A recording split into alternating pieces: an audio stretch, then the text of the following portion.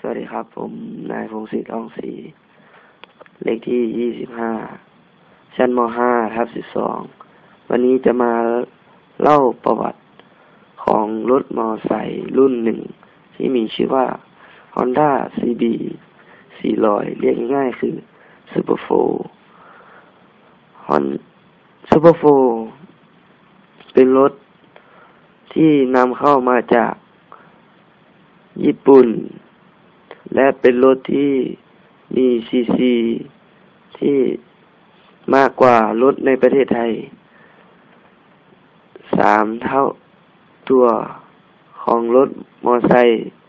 ที่อยู่ในประเทศไทยของทุกวันนี้และเป็นเครื่องที่ค่อนข้างเรียบง่ายสำหรับ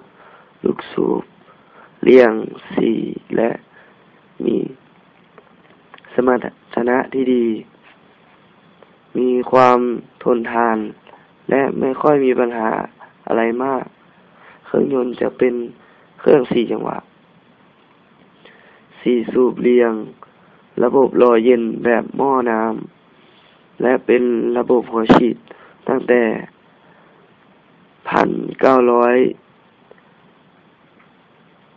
1997เป็นต้นแบบอุปกรณ์การแต่งของรถเป็นอะไรแต่งที่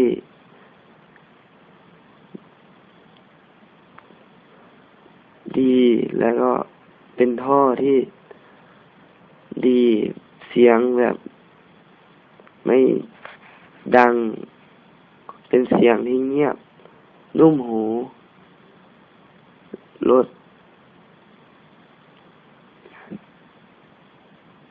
CB 400รุ่นนี้ผลิตตั้งแต่ปี1997และก็ผลิตต่อมาเรื่อยๆจนถึงปี2010และเป็นรถที่เป็นรถบิ๊กไบค์ที่กระชับกระเฉงด้วยน้ำหนักที่เบาซึ่งทำให้การเข้าโค้งเป็นไปได้อย่างคล่องตัว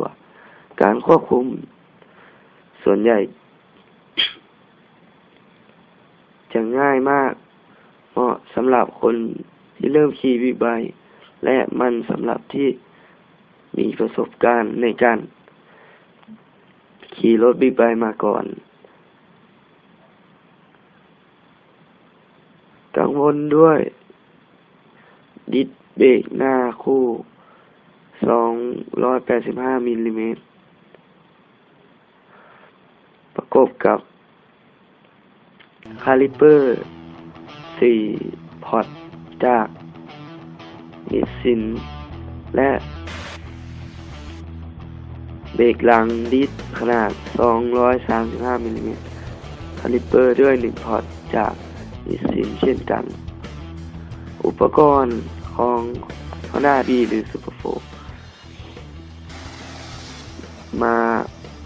กับคุณภาพงานที่สวยของงาน Honda บวกกับการปรับแต่งมากกว่าทศวรรษจนกว่าทำให้รถ Super 4รุ่นหลังๆนั้นผลิตออกมาอย่างสมบูรณ์สุดๆและที่สำคัญถ้าเทียบกับรถบิ๊กไบค์ขนาด400 ซีซีด้วยกันแล้วต้องบอกว่าไม่ค่อยมีรถยี่ห้ออื่นที่จะสู้ได้ระบบแผงหน้ารถซูโฟนี้มีความสวยงามแบบคลาสสิกงานชุบโครเมียมดีและอ่านได้ง่ายส่วนรถรุ่นใหม่จะผลิตออกมากับระบบเบรก ABS ประวัติของรถ Super 4นี้ผลิตตั้งแต่1992 Super 4 CB 400 Super 4 MC 31ผลิตรุ่นแรกออกมาจากญี่ปุ่นและรุ่นสุดท้ายตอนนี้ ปี 2010 อัปเดต 400cc Super 4 ครับ ก็จบ